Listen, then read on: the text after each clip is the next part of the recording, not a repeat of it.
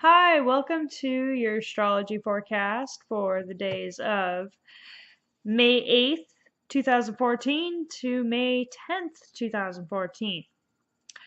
And on May 8th, the moon in Virgo squares Mercury in Gemini.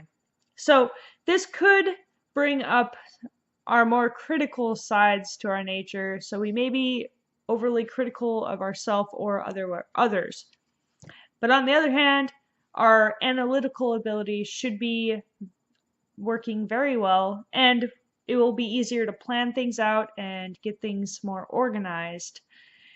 But there could be tensions in that same area, and it may be harder to communicate these things tactfully if you do have any criticisms, or maybe even the way you analyze things could be a little bit harsh or cold, and you're definitely on a more mental plane and logical plane at this time.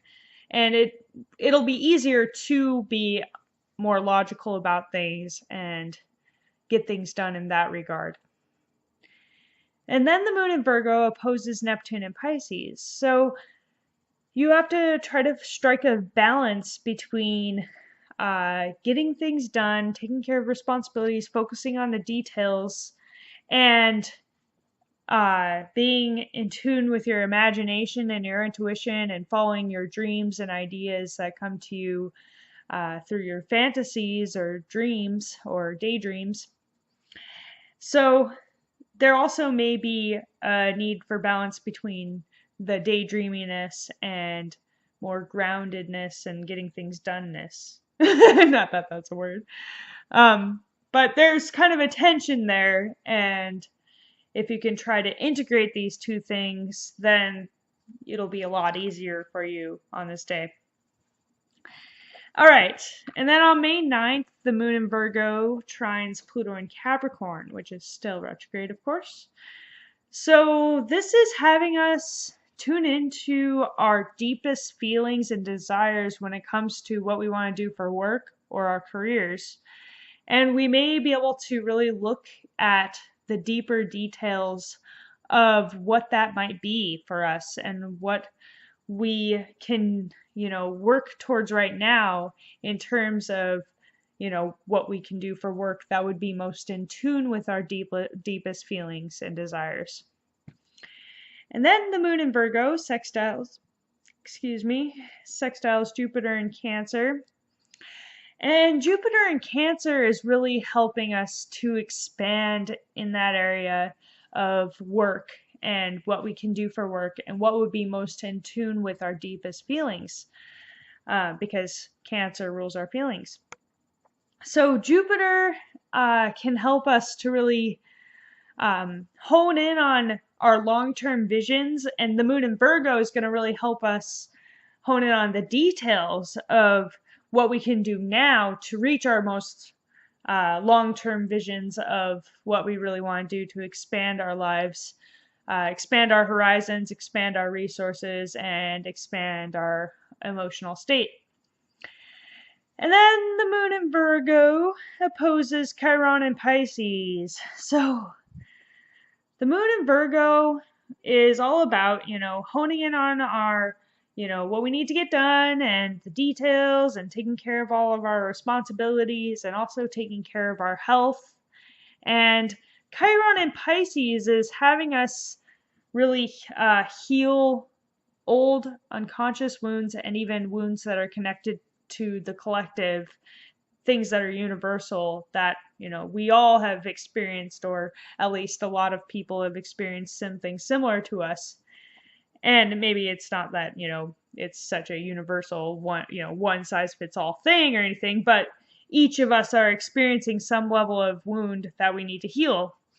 Now, the moon in Virgo, of course, is wanting us to, get our work done and, focus on the details and all that stuff.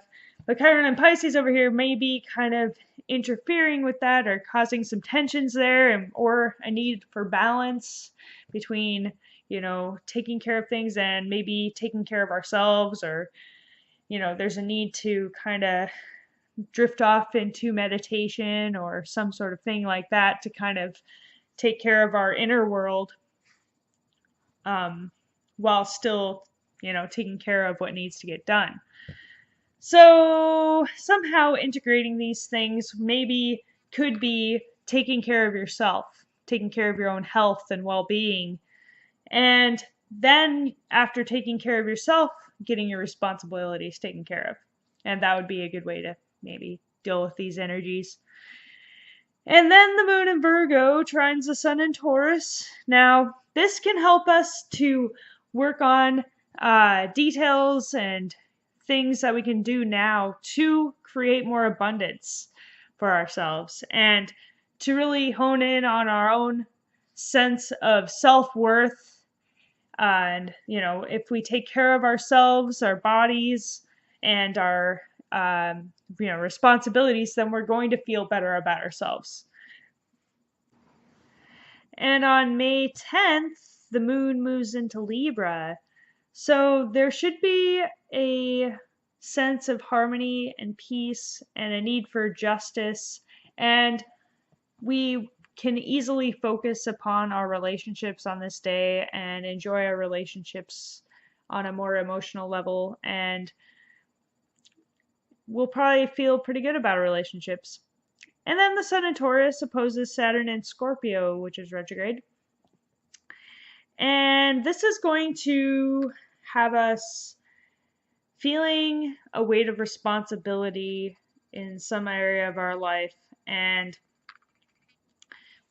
wherever Scorpio is in your chart will indicate what area of life that is for you. Scorpio is all about our deepest subconscious desires and our subconscious tendencies and our subconscious motivations. It's also about bringing the darkness into the light. And Saturn really is helping us to concentrate our energies there so that we can become aware of our darkness and discard anything that is no longer working for us subconsciously.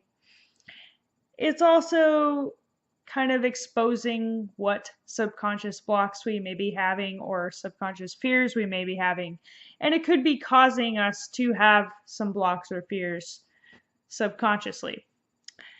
Now, the sun in Taurus is all about our selves and our self-worth and what we can do to make money and abundance for ourselves and or our possessions, and especially possessions that we are very attached to, that we maybe feel like kind of define us in some way.